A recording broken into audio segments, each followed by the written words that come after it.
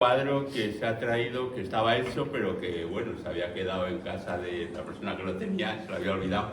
Y este cuadro de Froilán Carvajal está hecho por Ángel Celada, que es un pintor originario de Tébar. Entonces, bueno, pues, ahí está el cuadro expuesto y que ha sido pues, encargado y, por supuesto, pagado y es en este momento pues propiedad de la asociación y ayuntamiento. Pero lo va a ceder al ayuntamiento. La asociación lo va a ceder al ayuntamiento. Muchas gracias, asociación. En nombre de todo el pueblo. Bueno, pues ha llegado el momento de hacer la presentación de Leandro Toledano, pero a mí me gustaría hacer una introducción que va a ir un poco más en la idea de lo que ha pasado con Froilán Carvajal en cuanto a mi experiencia. Y digo mi experiencia porque puede ser incluso extensible a, yo creo que a la mayoría del pueblo. Yo no soy de Tébar, yo nací en Madrid, pero mi madre era de Tébar. Y Tébar ha sido mi pueblo. Cuando yo venía de pequeño a jugar en los veranos, etcétera, pues este es mi pueblo y aquí es donde yo esa parte de la infancia la he desarrollado. Y en ningún momento yo he tenido conocimiento de Carvajal, ni de la obra de Carvajal. Sí oía la palabra Carvajal porque era una familia que tenía muchas propiedades y las propiedades todavía se mantienen, aunque evidentemente con otros propietarios, ¿no? Pero quién era y qué significado tenía y cuál fue su proyecto o cuál fue su obra política, literaria, etcétera, etcétera, aquí nadie sabía nada. Y si había alguien que lo sabía, eran personas muy puntuales. Cuando yo supe de este personaje, ha sido hace 5 o 6 años, más o menos. Habló de él Juan Antonio Fernández Farra, al cual se lo agradezco mucho. Bueno, ya en la primera parte ya se mencionó pues la obra que hizo él con ese monográfico que comentaba los aspectos de su vida. Pero tampoco es de extrañar que en esa situación de desconocimiento del personaje, teniendo en cuenta de dónde venimos, pues era algo normal. Estamos en una dictadura. O sea, estas cosas pasan cuando pasan. Si esta persona, con esa carga política, con esa carga espiritual, con esa carga literaria, cultural, etc., en cualquier dictadura eso no pega bien. Entonces, lógicamente, muy bien se encargaron y lo hicieron consiguiendo un buen objetivo, el ocultar la persona y su obra. Entonces ahora ha llegado el momento, pues bueno, de que por circunstancias se empiece a conocer a esta persona. Después cada uno que juzgue como quiera, que mire la parte histórica, la parte política, la parte humanística, da igual. Pero que lo que no se puede hacer es tener oculto. Entonces, como en ese sentido, la asociación, el ayuntamiento, pues hemos planteado que estas cosas deberían sacarse a la luz, pues poco a poco han ido saliendo. Entonces, bueno, pues este acto es una muestra precisamente de esa actitud, de dar a conocer todas aquellas situaciones, personajes que tienen una relación con nuestro pueblo, ¿no? Con Tébar. Y insisto, más allá de la parte que cada uno quiera entender, de política o histórica, humanística, etcétera. Bueno, pues llegado el momento, una de las personas con las cuales yo tengo contacto y que me da a entender que sabe mucho de Carvajal es Leandro Toledano. Leandro Toledano es un vecino de Sisante, con el cual yo entro en contacto y me empieza a hablar de Carvajal y todos los conocimientos que él tiene. Él es catedrático, voy a hacer así una mención porque no se me olviden determinadas cosas. Como he dicho, pues nace en Sisante. Es licenciado en Filosofía y Letras, en la especialidad de Pedagogía y en la Universidad de Valencia, y él desarrolla su actividad laboral, me parece que es así, ¿no?, en Valencia. Aunque pasa, evidentemente, temporadas en Sisante, que como todos sabéis es el pueblo que hay aquí al lado. Lo digo porque hay gente que está de fuera, entonces está aquí al lado, unos pocos kilómetros. Es catedrático del Cuerpo de Profesores de Enseñanza Secundaria, participa en congresos internacionales de educación y emigración, en el primer congreso sobre deporte escolar, Congreso de Historia Comarcal de la Universidad Católica de Valencia, etc. Bueno, me hace así como diciendo, pasa. Bien, escribe artículos y también es conferenciante y ha impartido numerosas charlas en diferentes actividades. Autor de libros, El mural barroco de Sisante, Cofradía de la Atalaya, y en la actualidad es miembro de la Academia Valenciana de Heráldica, Genealogía, como académico de número, elegido por la Junta de Gobierno, secretario general de la Academia Valenciana de Genealogía y Heráldica. Bueno, pues yo me imagino que se me habrán quedado más cosas y posiblemente pues habrá más cosas que decir. Lo que sí puedo decir de él es una persona que está constantemente dispuesta a cualquier situación que se le demande para hablar de Carvajal o cualquier otra actividad. Yo le veo muchas veces por aquí pululando por el ayuntamiento, dirigiéndose a la iglesia, a los archivos.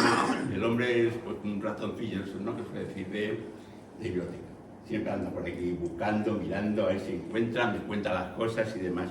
Bueno, pues sin más, él va a dar la conferencia suya va a basarse sobre la familia de Froilán Carvajal, ¿no es así? Bueno, pues entonces, pues nada más, encantado de tenerte aquí. Muchas gracias.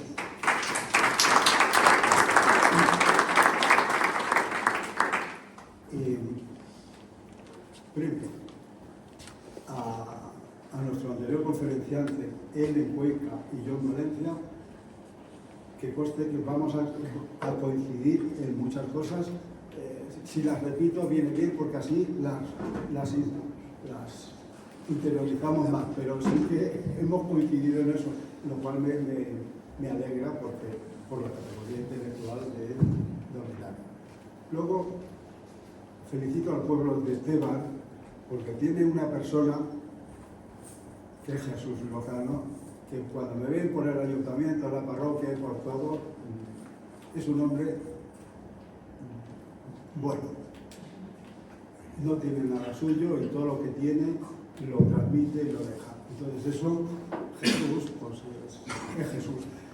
Le decía hace breves instantes, mira, todo lo que la gente, los historiadores y tal, hablan de la familia de Froilán Carvajal, los hijos, eso, si lo dicen bien, es por ti. Y si lo dicen con inexactitudes, es porque no han hablado contigo. Pero vamos al archivo parroquial y pides el y te lo da. Entonces, Jesús es una persona excelente que está a disposición de todos.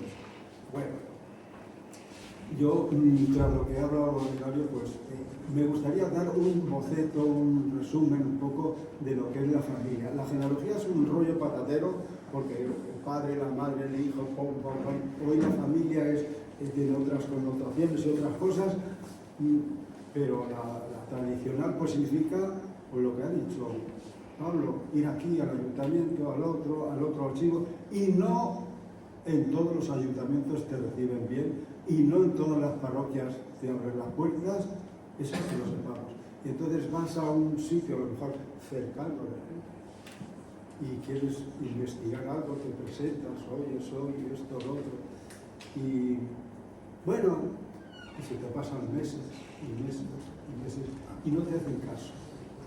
Pensarán que la persona que se dedica a la investigación se forra, es como Arturo Pérez Reverte, que cualquier libro que eso se gana su dinero. Nosotros perdemos tiempo, dinero, trabajo, etc. Por la satisfacción de decir, pues mira, me he encontrado con una buena persona, me ha ayudado. Pero no es así. Yo, y ahora ya entro en harina, pues estoy encantado de participar en las actividades que ha hecho el ayuntamiento y que hace la Tebas Cultural, porque me presento ante vosotros como gente que soy de mi tierra, de mi comarca, para participar en vuestro interés por nuestro pasado y nuestra historia. No olvidemos que la familia Carvajal Rueda es originaria de Sisante, de la Atalaya, de Tebas, de Cañada Juncosa, y que tiene también relación de parentesco con otras localidades cercanas. Esta circunstancia nos señala las señas de identidad de nuestros tres protagonistas. Voy a tocar tres.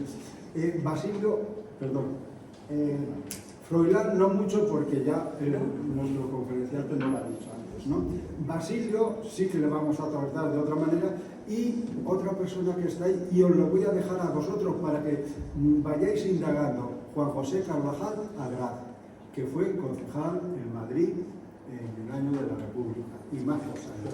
Bueno, pues estos protagonistas, pese a que como tantos otros de nuestra comarca tienen que salir fuera, se muestran orgullosos de pertenecer a una comunidad rural, humilde, pero orgullosa de su pasado y de su historia.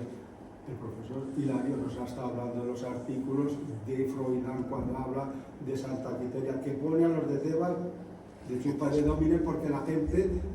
¿Y para qué ha servido? Para que haya ahí un pequeño museo, que los de mi pueblo lo que hacen es encontrarse una cosa y la venden para tomarse 2 cervezas.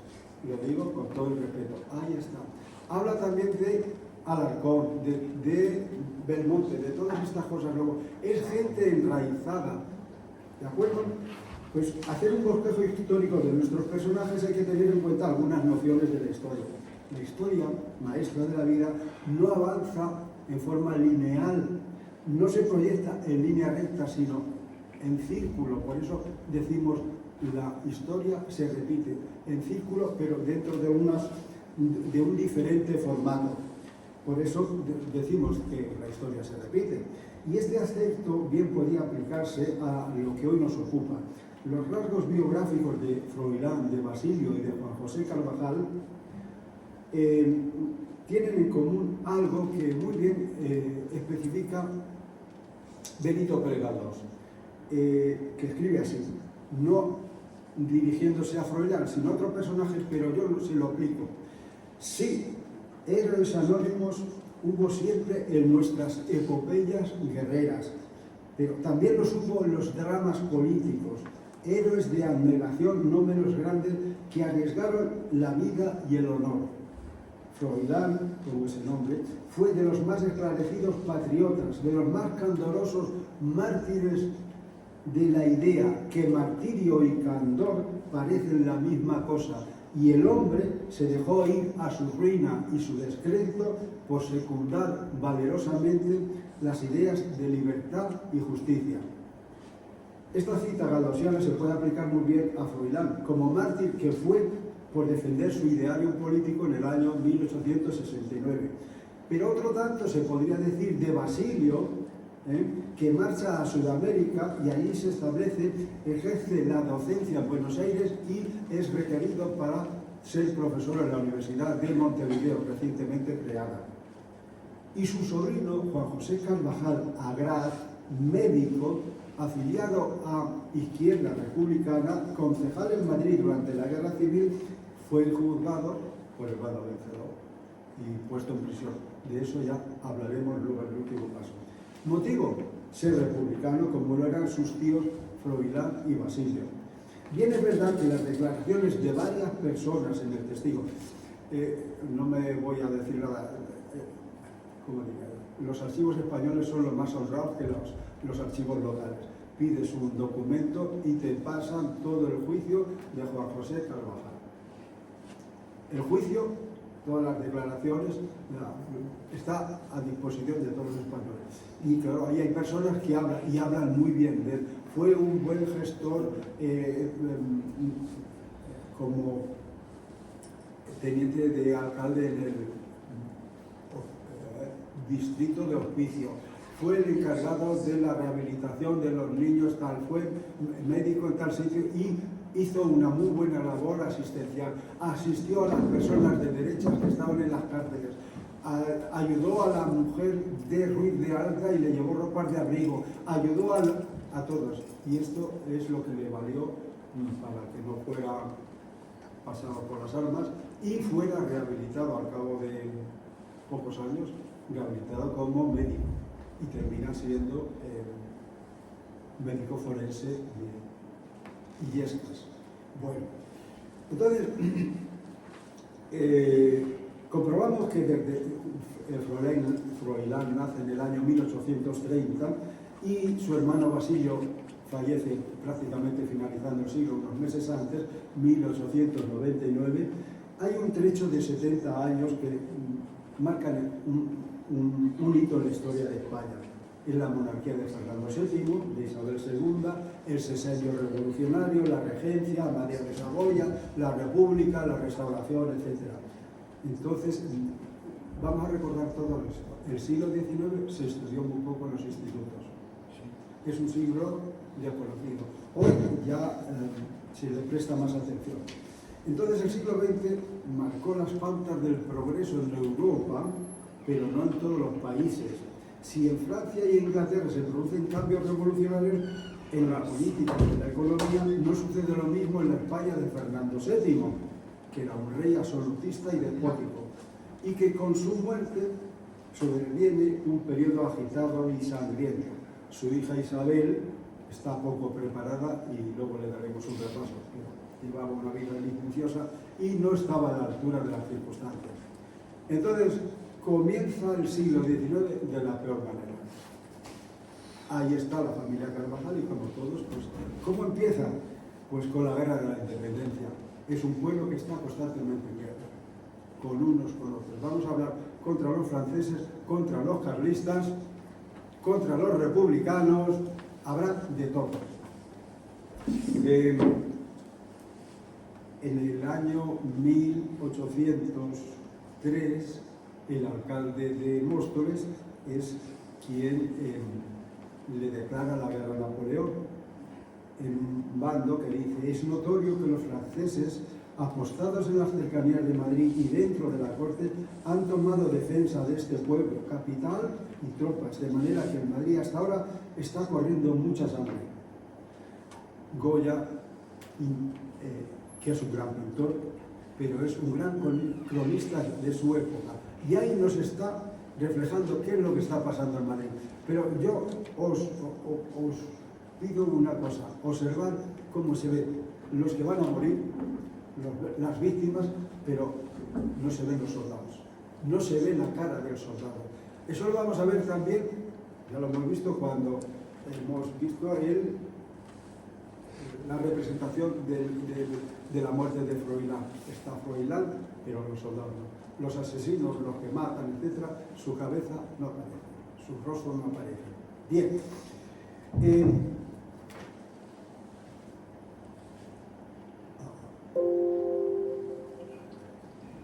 Este cuadro es el fusilamiento de Torrijos y sus compañeros en las playas de Málaga.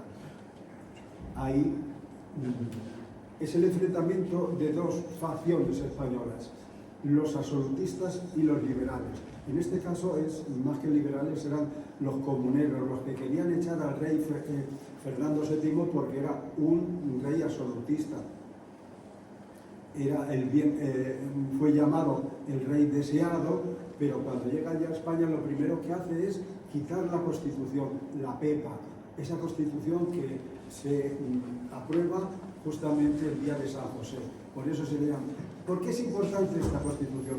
Porque la persona, el españolito, ya no es súbdito, es ciudadano. El rey es rey de España por la gracia de Dios y del pueblo español. Entonces la unión trono y altar empieza a chocar. ¿Qué ocurre? Pues que el rey tira la Constitución y no le hace caso. Hablaríamos luego de las cosas, pero que esto da para mucho, para mucho. Entonces hay sus trampas, sus guerras, sus intereses, y a este pobrecito Torrijos, que está exiliado en Gibraltar, le dicen: oye, vete que ya el rey ha caído. Y él se monta en un cuadro, en un barco, en una goleta con 70 compañeros: venga a venir a tal. Y allí en Málaga los están esperando y lo fusilan. ¿Qué es? La España, los unos contra los otros. Y esto, fusilamiento de la madre de Cabrera. Una mujer, una anciana, porque Ramón Cabrera es un general carlista, ¿vale? Y ha tenido una victoria, ¿vale? ¿Y quién va a pagar los platos rotos? Una pobre mujer. Y ahí vemos, es un grabado de la época, cómo se cargan a la madre, el odio que se tiene entre los españoles.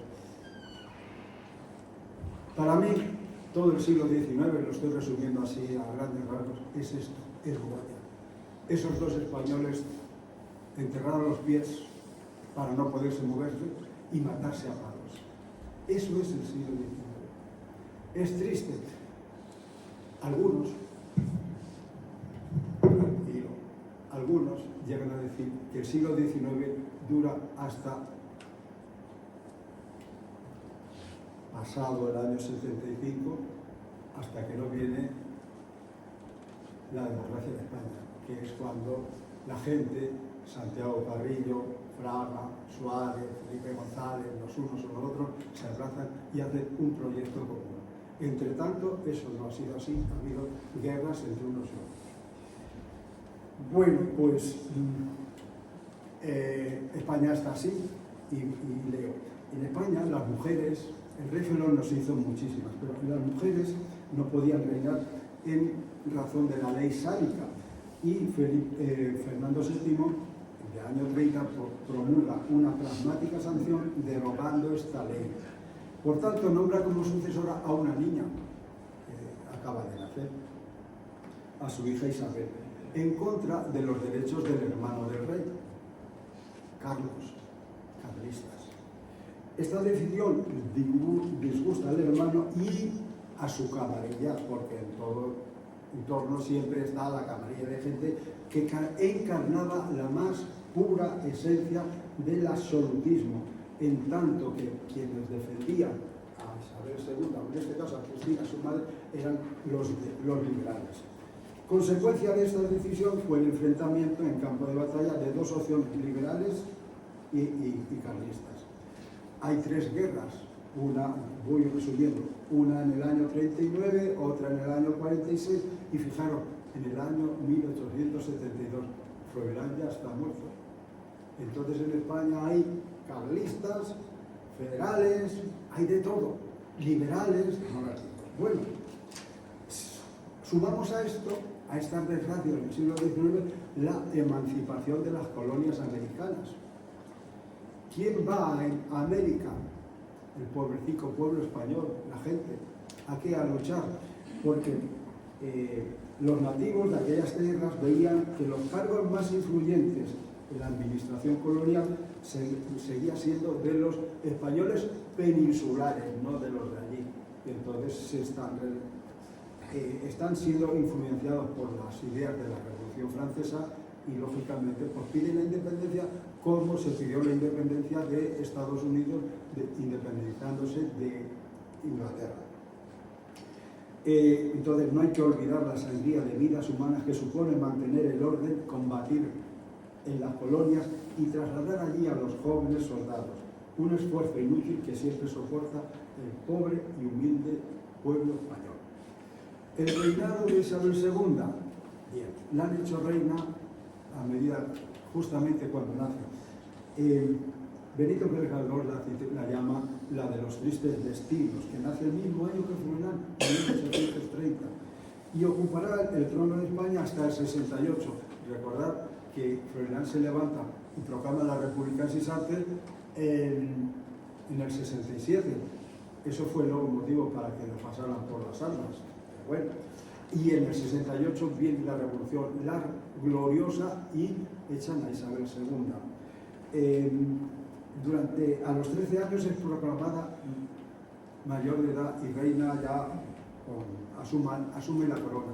No está preparada, era una niña maleducada, porque si comparamos lo que se está viendo ahora con lo que era entonces, nada. Y para jorobar más las cosas, la casan con un hombre incapacitado para cumplir sus deberes matrimoniales. Pero no la casan los padres, es la corona europea las que mandan, y aquí se pone este, aquí se pone el otro.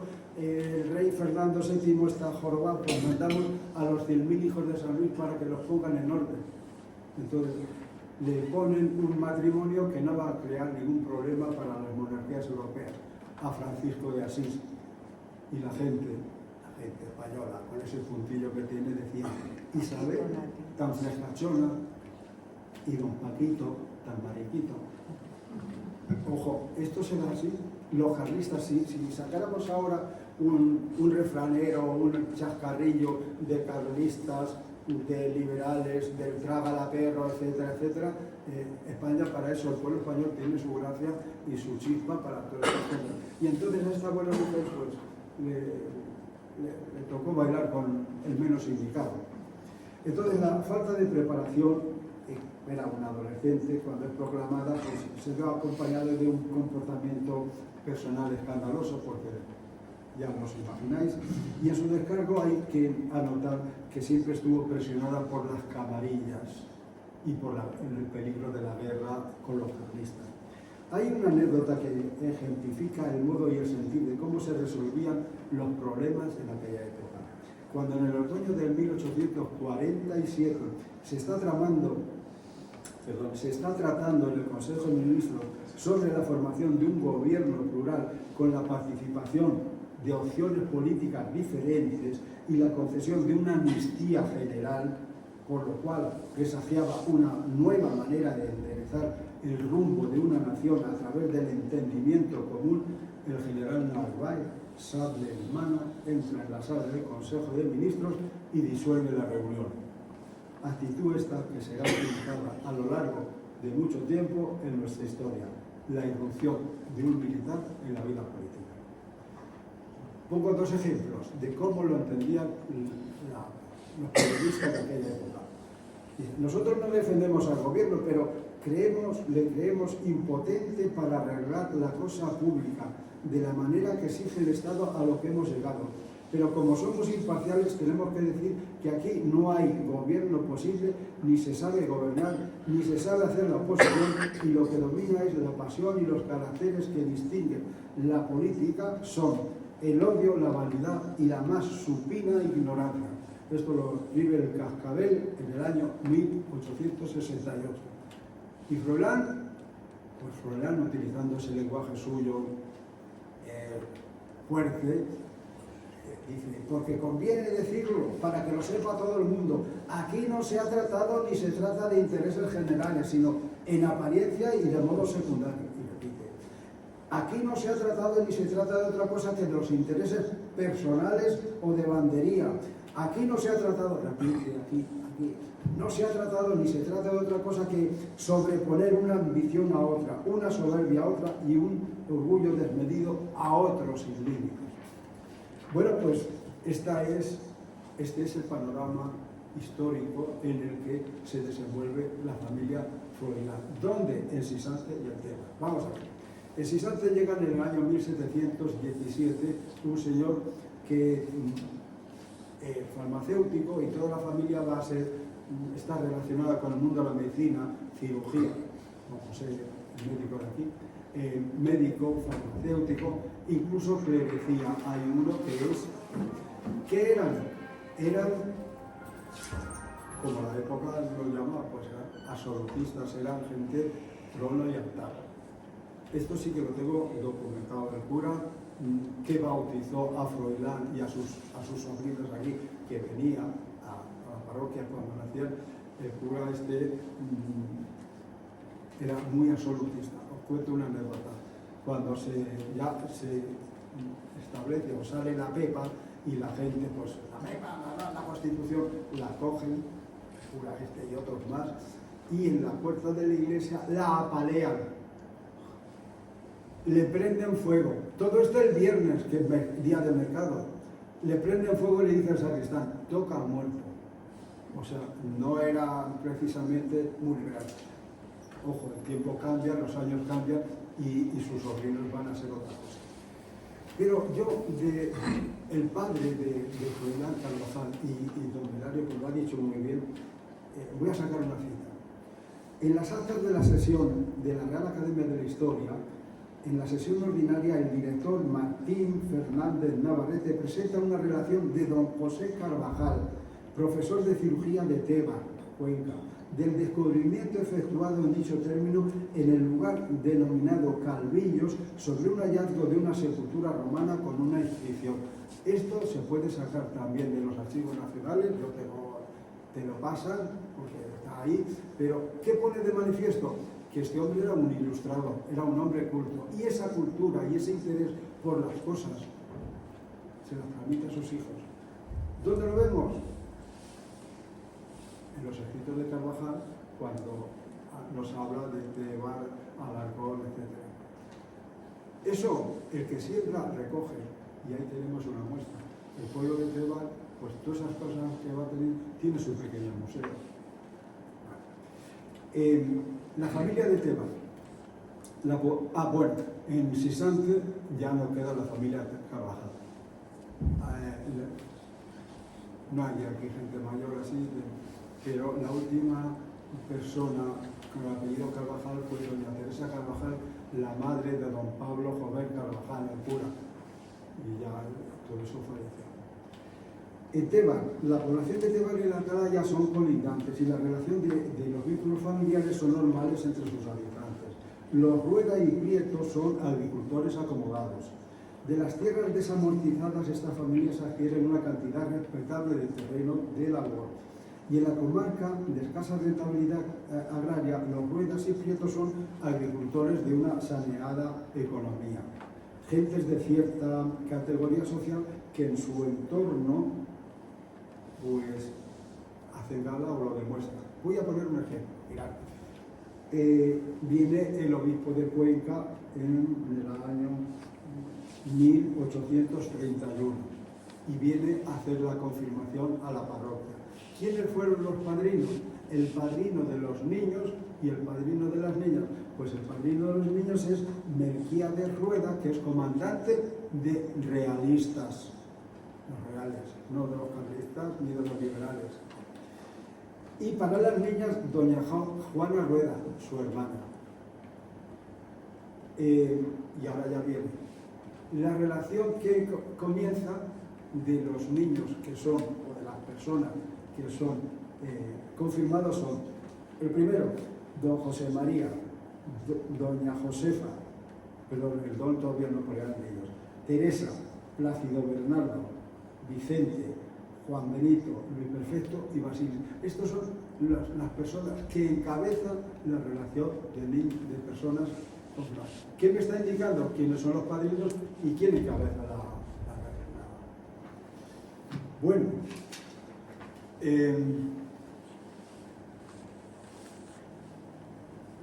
la familia Carvajal. En el año 1931, esto lo tengo que localizar, Jesús, el día 7 de junio se hace un nombramiento, cambian las calles en el 31 para la República. Y hay una calle con Froilán Carvajal y otra Basilio Carvajal.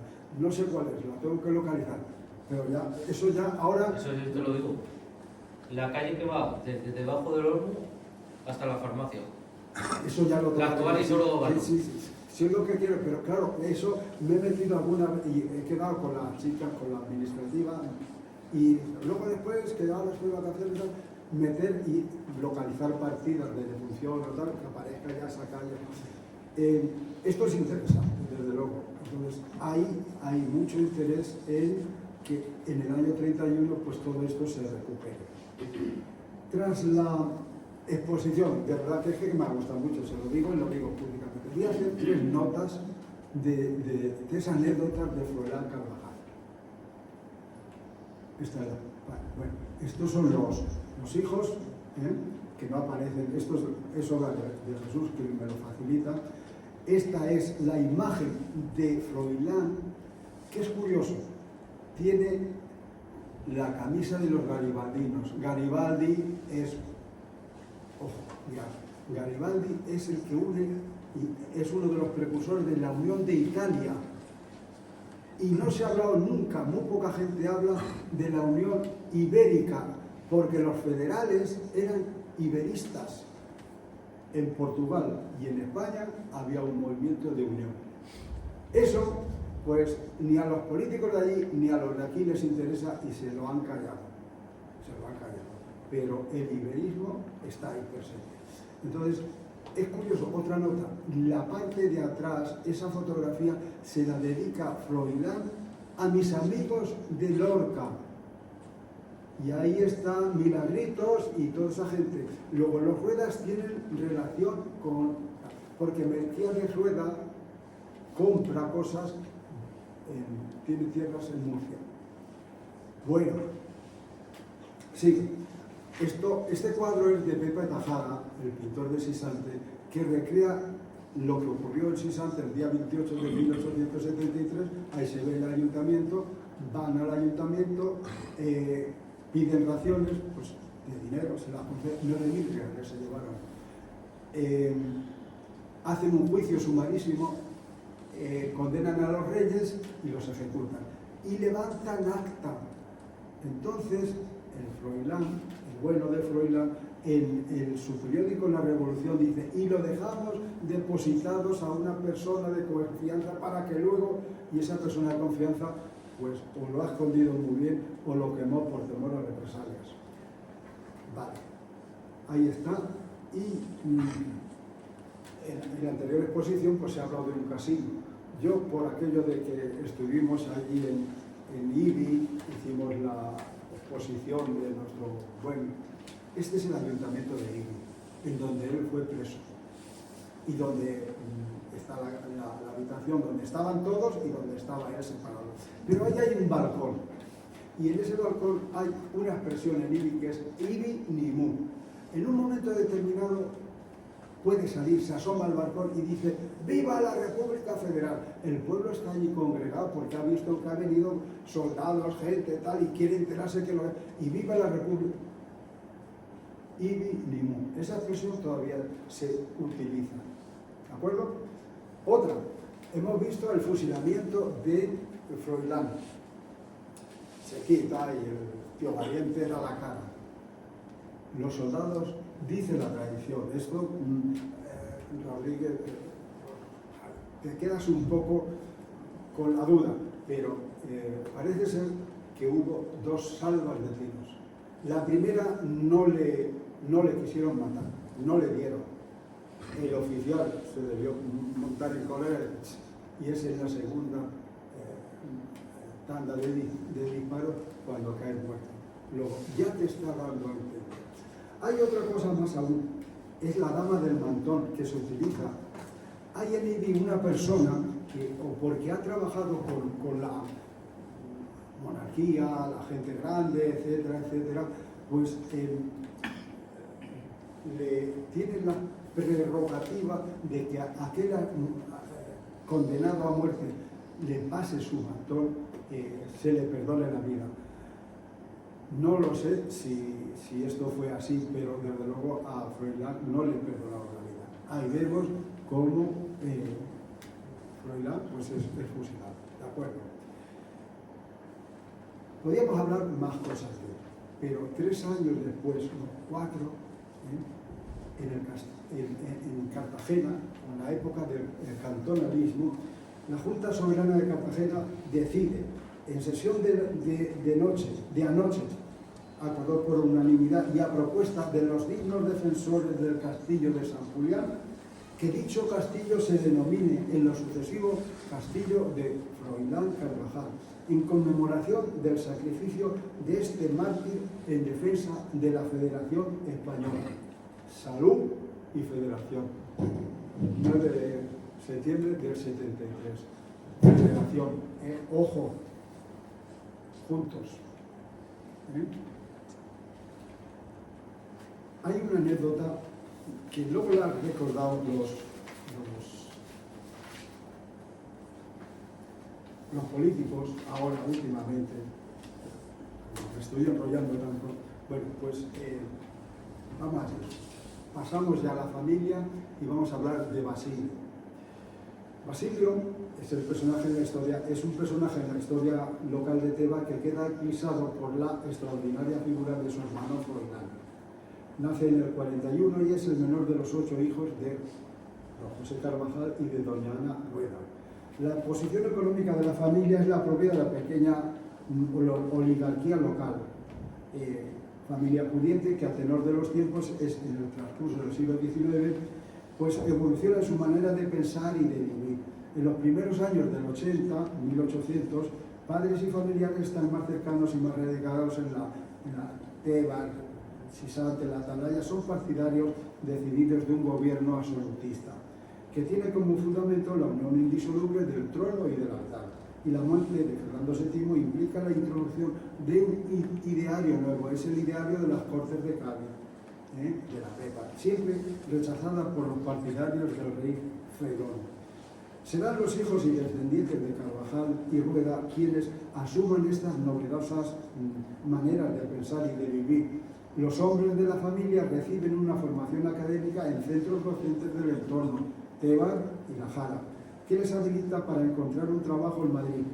El mayor de los hermanos, José María, es sacerdote. Las hijas Josefa y Teresa, como las mujeres de su tiempo, están destinadas a las labores domésticas, a la espera de un buen partido que no llega y quedan solteras. Froilán, Vicente y Basilio marchan a Madrid y allí continúa sobre todo Froilán y Basilio continúan su formación académica y encuentran un trabajo. Luis, el penúltimo de los hijos, queda en Tebar. Es ciego y está soltero a su muerte y muere en el año 1925.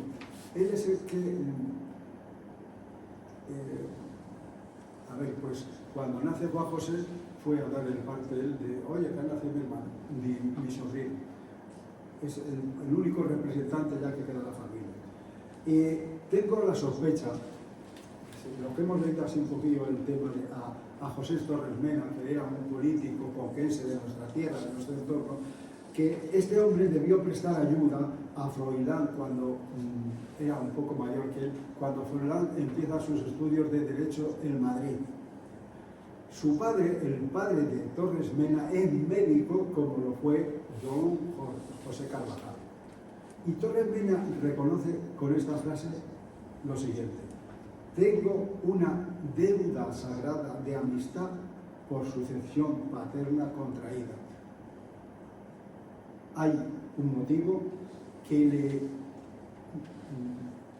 obliga a ayudar a estos paisanos porque hay una afinidad profesional, amistad o compromiso contraído entre estos dos profesionales de la medicina. Esta cita da pie para justificar que les prestó su ayuda cuando se establecen en Madrid. Que a mí me llama la atención que Vicente, Juan y Basilio, pues tres chavalillos de aquí, van al instituto de noviciado, allí van ya y se establecen. Y son escribientes en el instituto, como funcionarios. Froilán ya ha terminado Derecho, pero Vicente, Juan y Basilio trabajan de escribientes en las oficinas del instituto de noviciado.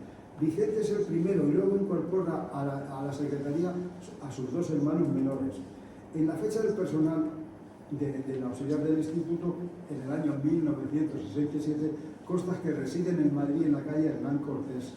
Y por la información recogida se deduce que Basilio trabaja en la secretaría como escribiente, en tanto que aprovecha las ventajas que le ofrece vivir en la capital y en el sitio este para estudiar en la Universidad Central pared con el instituto. Entonces estudia y trabaja. Siguiendo su trayectoria, en el año 1872 vemos que ya ha terminado sus estudios universitarios.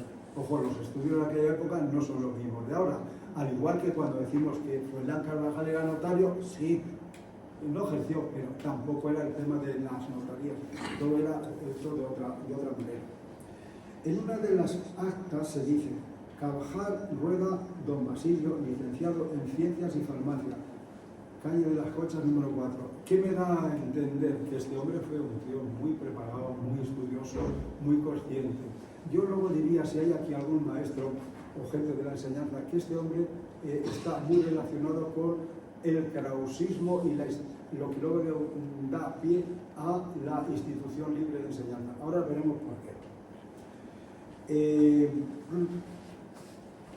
La fuerza de cuando... bueno, esto ya se ha comentado. Cuando a Froilán le persiguen, nombra a su hermano Basilio como albacea y le dice cuida de su hermano, pero esto ya se ha comentado. La muerte violenta de su hermano supuso para Basilio un duro golpe y sin olvidar sus aspiraciones académicas se dedica a la política, afiliado a opciones de república federal. Los avatares políticos del sexenio democrático le desencantan. Tras la muerte de Froilán, España vuelve a tener un rey, Amadeo de Saboya, que consciente de la desafección del pueblo, porque el pueblo no le hace ni caso, abdica y se marcha. En el año 72 comienza la Tercera Guerra Carlista.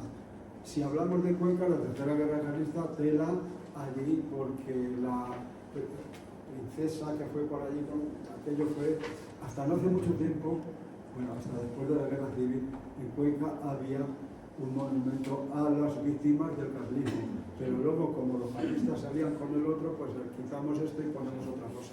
Pero eso es otra historia que es para comentarlo de las carrillas. Bueno, pues en el año 73 se proclama la Primera República. Su vida es efímera y pasa con más pena que gloria en los anales de la historia. Es el abogado catalán Estanislao Figueras su primer presidente. Y desde enero a junio, pero desanimado por el desbarajuste y la poca seriedad de la clase política, deja la presidencia. No se escandalice. Su despedida fue impactante. Señores, ya no aguanto más. Voy a serles franco. Estoy hasta los cojones de todos nosotros. Esto es textual, esto está, yo no me lo estoy inventando, y si algún oído pues se ha sentido tal, pero es así. Esa era la política del siglo XIX y esa es donde están involucrados estos idealistas, esta familia. Meses más tarde, Basilio, desmoralizado, sigue el ejemplo del presidente republicano y se retira de la actividad política, opta por dedicarse a la enseñanza, pero lejos de España. En este caso, es una acertada decisión que le reporta la satisfacción personal y el reconocimiento del mundo universitario. Abandona España, se va a Argentina y su destino es Buenos Aires. Ya nos hemos comentado que ejerce en el Instituto Mercantil de Buenos Aires, que es una institución docente importante, y su fama docente traspasa fronteras y desde Montevideo se le requiere para formar parte del claustro de profesores de una reciente universidad que está saliendo. A ver, en IBI, que están enamorados de IBI, se ha hablado de la República Federal. Si yo fuera un buen técnico, pero mirad, aquí pone amaos los unos a los otros, todos los hombres son hermanos, y debajo pone Cristo. O sea, no eran tan como quiere la gente, tan demonios, no, la gente es muy rara. Y esta es la universidad en donde ejerció Basilio Carvajal. Tengo mi compromiso, por amor al arte, por lo que sea, de meterme en archivos, a ver si sacamos cosas y fotos de Basilio, que las debe haber, pero eso lleva mucho tiempo. Entonces, su fama traspasa fronteras y llega a Uruguay. Un compañero de Basilio dirá, muy pocos sabían que aquel hombre tranquilo y agobiado por el trabajo intelectual y lleno de mansedumbre había sido en su país un soldado ardoroso de la libertad y un apóstol abnegado de las ideas más altruistas y avanzadas del siglo XIX. Mientras está dedicado por entero a la enseñanza, España pasa por muy malos momentos. En el año 1898, en el imaginario español, queda como símbolo de la catástrofe tras las pérdidas de las últimas colonias.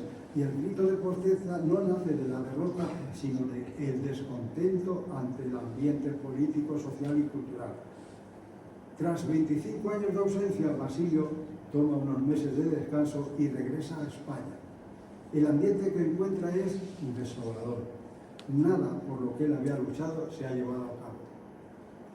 Su paso por Madrid le provoca frustración y tristeza. En su pueblo encuentra la cruda realidad, una hacienda y una familia en decadencia. un panorama tan desolador que le duele y atormenta. Libre de ataduras y compromisos políticos, regresa de nuevo a la universidad y doliente y con la certeza de que no era este el futuro que había soñado, el día 8 de agosto del año 1899, ya terminando el siglo, con un disparo en la SES se despide de esta vida.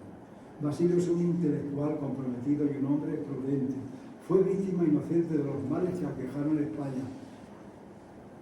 Y de aquí podríamos seguir hablando más, pero esto es motivo para otras intervenciones y con más material.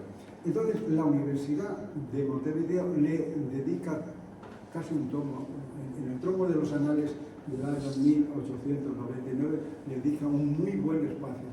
Yo he sacado unas cosas que luego comento con vosotros. Era el extinto profesor, persona estimadísima por sus prendas personales y muy querida por los profesores y alumnos universitarios que frecuentaron su trato afable y delicado. Con motivo de un viaje a Europa en el primer semestre del presente año, el doctor Carvajal suspendió sus importantes estudios de calizas uruguayas, pero su trabajo es de real importancia y de gran calidad. Muestran sus condolencias pues, el Club Español de Montevideo, la Asociación Patriótica Española de Buenos Aires, el Correo Español y diferentes amigos. Pero hay un personaje que se lo lleva a la Universidad de Montevideo, se llama, que se lo lleva a la Universidad de Montevideo, que escribe cosas que son para pensar. Las causas que han impulsado a Carvajal hacia su trágico fin se ignoran. Debe haber sufrido hondamente en su viaje de 4 meses a la madre patria, de donde regresó hace apenas 15 días, pues en ella se encontró la secular casa paterna, casi en ruinas, y 2 hermanos ciegos. Echó de menos en Madrid a casi todos sus compañeros y amigos de sacrificios que habían dejado 24 años atrás. Se sintió un extraño en donde tantas relaciones tuviera, y por último se dio exacta cuenta de la magnitud de las desgracias de la patria que adoraba. Muchos de esos pesares se transparentan en las cartas que me dirigió. Fijaros si pudiéramos disponer de esas cartas desde España mientras estuvo ausente. Escribía a este hombre y le cuenta. Si pudiéramos descubrir eso, sería ya un paso muy importante. Estamos completamente desilusionados sobre la situación de su país. Estaba completamente desilusionado y no compartía las opiniones de algunos de sus amigos sobre el cambio favorable en el gobierno. Hay una cosa que sí que quiero comentar. Este hombre, Basilio, monta un museo, monta laboratorios de alumnos, y entonces el aula ya no es hablar, sino que pone los materiales y la práctica. Esto es motivo para que cualquier persona dedicada a la enseñanza diga, es que esto es clausismo puro, esto es el inicio de la institución libre de enseñanza, porque cuando él está en la universidad, los gobiernos absolutistas, los gobiernos, ¿no?, a los intelectuales los tienen muy controlados. Bueno, pues esta es la biografía que he podido recoger. Os he comentado que el consulado de Uruguay en Valencia se puso en contacto con Montevideo y me pasó el acta de defunción. A ver si encontráramos más cosas. Sin duda, Argentina y el Uruguay hay testimonios que nos aporten más cosas. De igual manera, habría que investigar los archivos históricos. Todo esto es muy bonito, decir, ahí, pero esto se lleva mucho tiempo. Entonces no penséis que me meto ahí y ya lo consigo. Entonces, se comprueba que la familia Carvajal es una familia especial, idealista, son buena gente. Y hay un tercer personaje que es Juan José Carvajal, su sobrino, médico, que como su abuelo pues era médico, republicano, como sus tíos, y la historia le mostró su lado amargo. Dejo aquí el testimonio de otra generación que tomó el testigo y pagó un precio muy caro. Fue una buena persona, un buen profesional de la medicina, y me atrevería a decir que inspiró e informó a Ramón J. Sender con el libro de Distribuito en el Campo. Yo tengo el acta de nacimiento de aquí y he hecho un breve resumen de la declaración jurada que hace este buen hombre cuando tiene que pasar por ahí. Pero lo dejo y voy a decir, bueno, pues para mí el futuro, para esta gente que estamos hablando, el futuro tiene la virtud de que no es tal cual lo hemos imaginado. Y lo hemos visto aquí, es gente que ha puesto su interés y luego las cosas cambian. La historia, fijaros, hemos dicho, se repite. A Froilán lo matan, el otro se desilusiona y se marcha. Y a Juan José, pues se le da un poco de caña, pero luego oye, pues puede ejercer su profesión porque fue un buen hombre, que es lo que yo entiendo que ha sido la familia Carvajal, un buen gente. Más cosas. Bueno, pues ahora vienen los aplausos de cumplimiento, pero lo que yo quiero no es eso. Yo lo que quiero es que me habléis de Juan José Carvajal. Bravo. Juan José Carvajal es conocido, está ahí, y lo habéis oído a vuestros padres. A mí me comentaron, me vais a corregir, yo voy a decir burradas, pero me corregí, que la carretera de Teba a la Atalaya fue, no digo obra de él, no, pero sí por influencia de él. Este hombre fue presidente de la Casa de Cuenca en Madrid en aquellos años. Fue un buen teniente de alcalde porque realizó un trabajo humanitario muy importante durante la guerra. Hay una persona que se queja y habla muy mal de él porque abandona su casa y él pide la llave. Era una señora con posibles. Él pide la llave de la casa, le recoge la comida y la lleva al hospital. Luego esa señora dijo, es que me ha robado y la ha vendido. La llevó al hospital. Era cuando Madrid está ya en las últimas y las cosas van como van. Y luego pues aquí tuvo también, luego apareció su hija, creo que falleció, casa con Carmen Carrasco y tiene dos hijos, Carmen y Juan, y Carmen Carvajal Carrasco fallece el 30 del 12 de Madrid, en el año 10.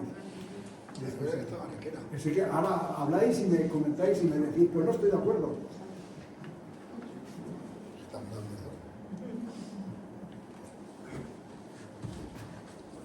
Os voy a suspender, ¿eh? ¿Estáis ya todo bien? Pues, yo encantado de vosotros, sois muy buena gente, me habéis aguantado ya 2 veces y os felicito. Una vez comentamos, Una vez comentamos y recuerdas, es que estoy solo. y yo, una vez comentamos y recuerdas que aquí a un juez se le mató un tío. A Ezequiel Rueda, ahí en la era de Carvajal, lo mataron en el año... Claro, eso, pues venga, vete a Motilla, empieza a mirar, el crédito está en Motilla. Me parece que fue en 73. Año 73. Sí, 73, 74. Bueno, somos de pueblo. Y por una linde, o por una cosita, o por tal, o porque tú has dicho, bueno, yo le pegó un parecido. El nombre sí que está, y es un nombre que todavía los apellidos están por aquí. No los quiero decir, pero ahí está. Y pues somos hijos de nuestro tiempo, y entonces en España las cosas se solucionaban así. A ti lo Sí, digo, pero lo que no había derecho era que la señora, su esposa, estaba embarazada y llegaron y dentro de la casa pegaron unos tiros y la mujer abortó. Sí, pues mira, eso fue el motivo por el cual la familia Rueda desaparece de aquí, se quedan sin hijos y luego esta buena mujer nombra heredera a una sobrina que creo que vivían en Jorquera o por ahí y tal. Y entonces se va perdiendo ya los Carvajales, ya no existen aquí y creo que los Rueda pues tampoco. Quedan primos. Sí, primos. Entonces, la historia es así. Todo lo que hemos soñado y pedido y tal, pues luego no se repite. Nosotros no somos. Hay una frase en la Biblia que más o menos dice: el hombre propone unas cosas y es Dios el que sigue, el que guía sus pasos. Pues no es por ahí, ¿qué lo vamos a hacer? Propone y dispone. El hombre propone, pero no seguimos la tercera, no sé. Bueno, pues que me lo paso muy bien con vosotros. Y ahora tú vas a decir... Vale, bueno, pues lo primero, darte las gracias por todos estos datos y por todos tus conocimientos, estudios, trabajos, etcétera, etcétera. La verdad es que va a ser muy difícil que a partir de estas jornadas, pues ya ese Carvajal del que nadie hablaba, o del que nadie, por lo menos la mayoría, conocíamos, pues cada vez va siendo más conocido y cada vez se le va poniendo más en valor, tanto su vida como incluso sus ideas o su actitud. Pues en principio, pues una vez más, muchas gracias, Leandro, y ya sé que hoy ya sabemos que tendremos siempre a nuestra disposición cuando haya que hablar de Carvajal. Yo digo una cosa, ahora que estamos aquí más o menos en el ayuntamiento, en vez de aquí el nombre que tenemos puesto, podamos poner a Carvajal o algún otro ilustre de nacido del pueblo. Por mí no hay problema. Pero lo que podemos ir moviendo. Por mí no hay problema. El señor Muelas, para uno será un excelentísimo señor, para Poeta, mí deja algo que desear. No, decía de cambiar, Tirso Farra, de cambiarle a este centro cultural el nombre que tiene ahora por el de Carvajal. Creo que he entendido eso, pero bueno, pues ya eso a su tiempo. Es verdad que no representa nada. Eso